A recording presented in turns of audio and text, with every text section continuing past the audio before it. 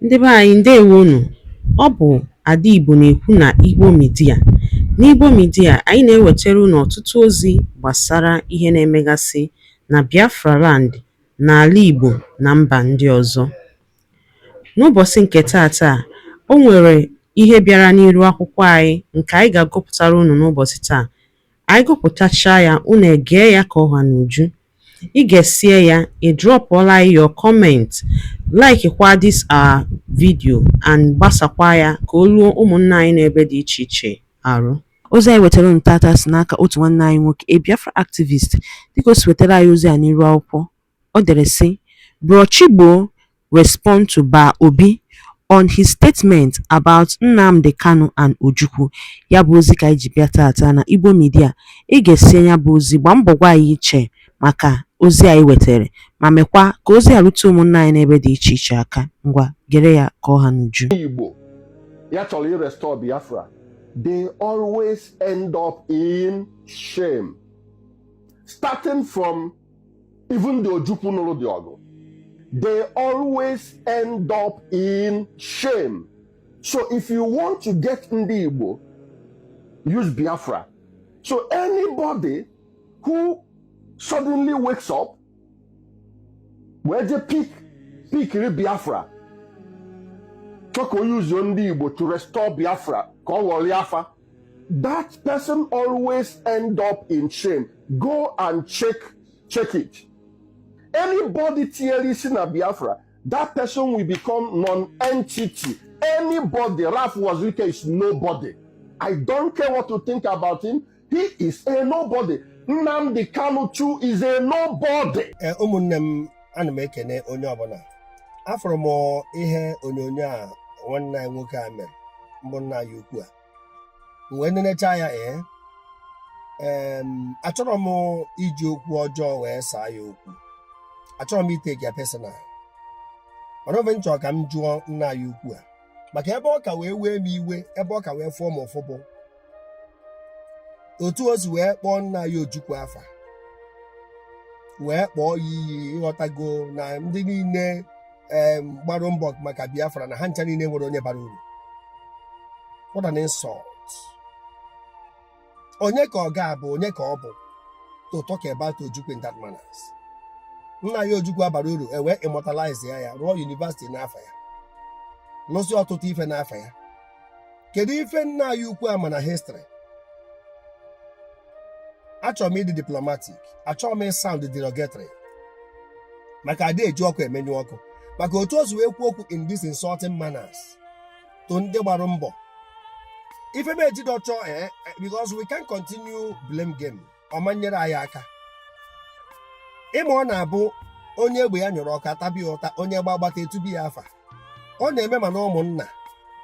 Human beings naturally dị selfish. Ha na-achọ ebe uru dị. Ịbịa na ụmụnna kịta ụbọchị a na-egwu ini, ma ụbọchị akala ọrụ eburu akwụkwọ na-ede afa ndị bịa anụ maka aha eke ọrụ ekere eke agwụ na-agwụ. Mana ụbọchị a eri oriri ada maki attendance. Onwe onye isi anatara gị ọdọ sị gị nsogbu adịrọ, don't worry, just go and do what you are doing. Mana ọ bụrụ afụfụ, anyị ede afa, nwaanyị na-ebere ka anyị taa afụfụ ahụ. Ọ dị na football. A na-agba bọọlụ kịta, ofu onye na-enye goal, the whole team celebrate ya.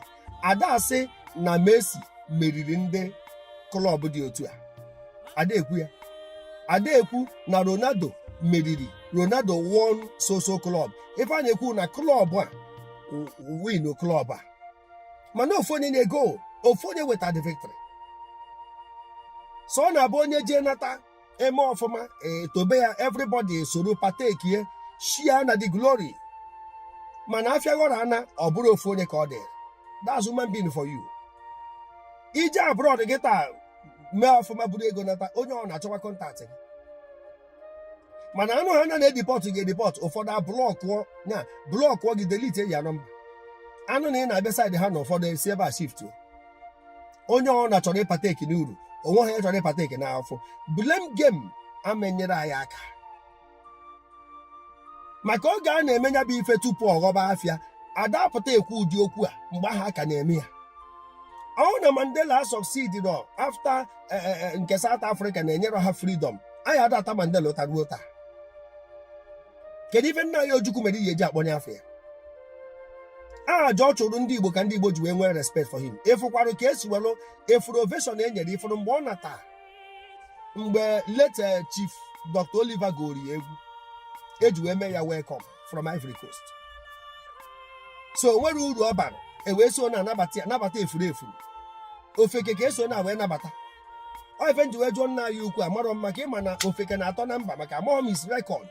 Ọ bụrụ na ọ nọ Naijiria amụrọ m, ọ bụrụ abroad ka ọ nọ amụrọ m ife o menwuru kemgbe a ana Igbo na-agba gara gara. Kedu ndụmọdụ ọ na-enyegasị, kedu alụ ọ na-atụta iprofile iweta solution in the face of troubles. Ọ bụrụ ịpụta na-emebile m game na ife niile gbara mbọ Biafra, so mmegbu a na-emegbu anyị na ife agụwon ha mee tupu aboki ebere mmadụ akwara na ọ na-enye anya n'iru. Nwoke ibe gị so na-agha ịga aja n'anya gị na-ejecha abụrụ akọd na Kampala peace talk na Uganda, eso na-agosi gị na onwere ife ịbụ na onwere ife isonya ya. Ndị political grandmasters anọ na Britain rụọ job ewere gị mee football onye gbara onye nwanne ya, were gị mere oche baba, kama mmadụ ya nwụkọ coward ya nwụọ a warrior. I tell you, maka ọ ya aba na history, maka ịbụrụ coward ị ka ya anwụ, a ya megide gị ife ma ị nwụrụ. That's the end result.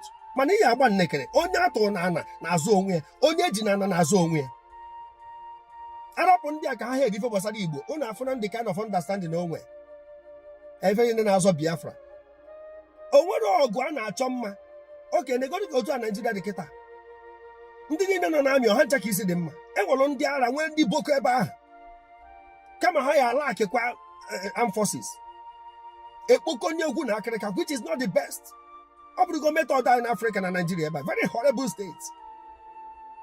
Ọ bụrụ na ihe atago eme nke ụta, which mana mgbe ọ na-emefe ebumnobi otu anyị si fụta, maka ọtụtụ n'ime anyị na-atị ụta kịta sokwa na-akwado ife mgbe ọ na-aga kịta ọgọ n'afịa ọfịa gbana nne famili mere nke enwetago m ọtụtụ calls. Ọ ife aka m ji wee nọ ire onwe m na-ekwu ka anyị Igbo ya esi dị mma, because azọba ife azọba aka Chineke ada adịkwụ na ya. Kemgbe a bịa nwee different groups, onwe ndị sị na ha nwa abụrụzi Biafra ka ha na-azọ, ka ezi afọ obodo ha bụ ha na-azọ ka ezi afọ obodo ahụ, ndị nke asị nọ nke a ka ha na-azọ na ọ bụrụzi Biafra, ndị nke asị nọ different groups, factions. Adama nọ n'ụdịfa nkwubezie ka anyị Igbo ya esi dị mma. Si pos godi for na-azọ for now on my side. So nya wee pụtazi a portion wa blame. If at all na o nwere ebe a esi wee taba nke ụta, si nene ebumnobi o ji bido ya, si rapụ na ejidere ya a hijack ya the process, mana ebumnobi o ji bido ya inene ya efu na ndị non-state actors ebunyere egbe, ụfọdụ n'ime ha amara agba egbe, mana otu situation dị abụrụ ife anyị anọ wee sị ka enyebe ndị mmadụ training nke otu ahụ. Maka iburu egbe bunye hunter without a proper orientation, human being abụrụ animals before him. Ọ bụ otu aka ọ dị. Ibunye hunter egbe ka e wee save situation wee be state of emergency, human beings will appear like an animal maka na ọ lakiri orientation.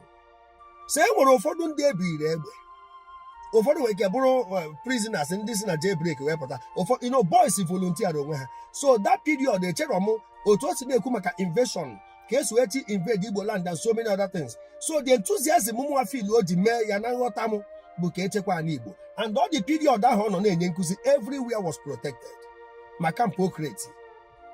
Sinapụzie na afịa gọrọ a na-apọshọn blem, a na-ata ya ụta, nke gị wee pụta meghee ọnụ wee sị na ife niile zọrọ ya enweghị onye bara uru.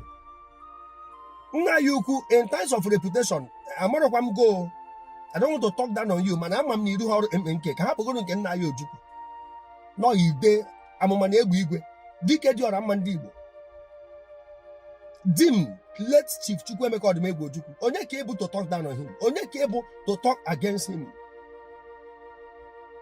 MNK alone, see from a royal background, MNK alone o kwesịrị pụta igbuchari ya ma ọ bụ na Igbo na-enwe nsọpụrụ. Maka eze Maria ọ sacrifice ya lost nne na nna ya, ọtụtụ ụmụazị ya etinye ndụ ha na ya. Ọ bụrụ ife anyị eme push ewe, ọ bụrụ ife ya pụta kwuo okwu anyhow na enwere onye bara uru. Academically, his academic prowess, nna ya ukwu amarọkwa m megara ya ahụ ka a ghara ekwu na maka gị na amarọ m gị. His academic prowess gịnị ya na-abịa nwerekwa comparison. Abịazie na intelligence ka eze dị mma esi. iche na inwe such affluence wee ndị Igbo ajọkwa izi nweta ahụ nke ịpụrụ such crowds o metụsịa aka ebe nwee weaknesses wee tụtasịa alụ nyesịa nkụzi nke na ndị ọba anyị na ha nwere fear in them. Mmadụ ya akakwa ibia n'ụwa, ọkwa Chukwu na-ebu na mmadụ elu. Onye amara onye ka ya n'ụwa bụ onye nwụrụ anwụ.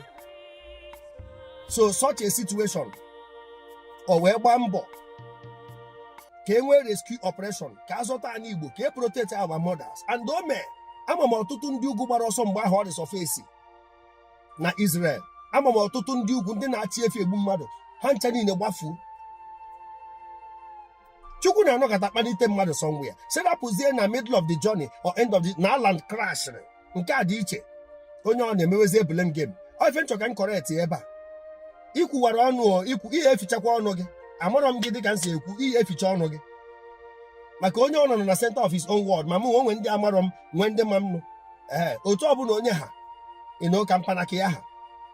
Mana gị wee pụta na-asị na ndị niile anụwa ha anụ ọgụ n'obodo a na-amanye ma onye achọrọ igba egbe amanye bunye ya egbe. A na-eme ya eme. Anyị nọ n'agha ife dị iche bụ na agbatụbere gị nwa mana a na-agbatu mmadụ steji. Anyị nọ n'agha. Biko ka m were ife a wee gbazie maka ife a o kwuru wee mee ezigbo iwe. Nsị ka m bịa were ya maka ndị ya apụta kọbọọdụ ife a serapụzie blame game. Ọ bụrụ na arapụ nwanne anyị nwoke enwezi ya na-agwazi ya na ebe imetara ya ife ikretiri nekwa ebe esi mee mistake na ka esi mee ya ọ dị mma. Ọ bụrụ gị nwa ị bụrụ na o nwero nke ịpasịta. Ọtụtụ na-eme blame game kịta enwero originally you have no plan. Nọ anya nja na-ekpokọgharị nnọọ n'ala Igbo a na-akwagharị anyị na-ayọgharị anyị ka granọt na basket. A na-ewere oke ruru gịnị? Adam etikwa mmanwụ a na-akwa aka. Adam akụ ekwe nwere ọkpa. Adam esu ekwe nwere ọkpa. Maka tebụl ọ na-enwere ọkpa ọpụla nke ka ọ bụ. Anyị bụrụ ndị Igbo ka anyị mee n'ife ji wee mara Igbo. Ọ bụrụ Chigbuo ozugbo ọ bụrụ ịkwafu ọbara. Mana ọ bụrụ na nna nna anyị ha gbara nkịtị anapụ ha n'Igbo a. O nwere ebe anyị aka anọta mba. Anyị dịka ndị nomadics na-akwụgharị. Nye ka ndị nna nna anyị zọta the warriors in their days abịazie n'aka anyị nwere sọsọ bunch of cowards na-display act of cowardice. Ife anyị abịa ebe a na-akpa ịrapụ anyị Igbo oruo ahịfịa ebe anyị ka nọ ndụ ịkọrọ m ụmụ gị na enwere insekuriti na anyị enwere egbe anyị eji wee fight ha anyị ncha wee gbafusizie wee nọzie abroad ọ dịka ndị na-arụpanya maka ọ na nna ya ukwu a na abroad echọghị m ụtụ ụdị ife a ọ na-ekwu na ọnọ ha n'Igbo ka o so ụtụta alụ echọghị m na onye a na-achọ ịnata nye ka mmadụ rapụrụ ebe ha nata ọ bụrụ sọsọ ị na-ekwu na redio kwuo na ọ na-anata wee bata nke onye mesitokwa ya ahụ na Abacha ajọka ọ gwụ ife Abacha mee dị mma. Yes, ife o mebikale mana at least the rich also cried in his days. The rich also cried. Zisa n'ihe onyonyo a ka anyị Igbo dị mma maka ọ dị mma mgbe ndị nna nna anyị nyere anyị ya. So be nna anyị adị mma we have to make it better than we met it. Ewepụ ya the posterity will lay curses on us. Even our children ya dị greatly. Ngwanụ daalụ niile nụ ụmụnne m dịka si na-esoro n'Igbo Media. Gịnị ka unu nwere ikwu na nkọwa nke unu gbasịta maka ihe unu nọ n'iru akwụkwọ n'ụbọchị uhuruchi nke taa? Gwa anyị ife iche n'ụdị nke gị, deela ya n'akara kọmentị ka mara ihe i chere ma chetakwa tụsa ya bụ ozi ka o wereta ụmụnne anyị ndị ọzọ ntị. Ndewo na ụmụnne m ka emesịanụ.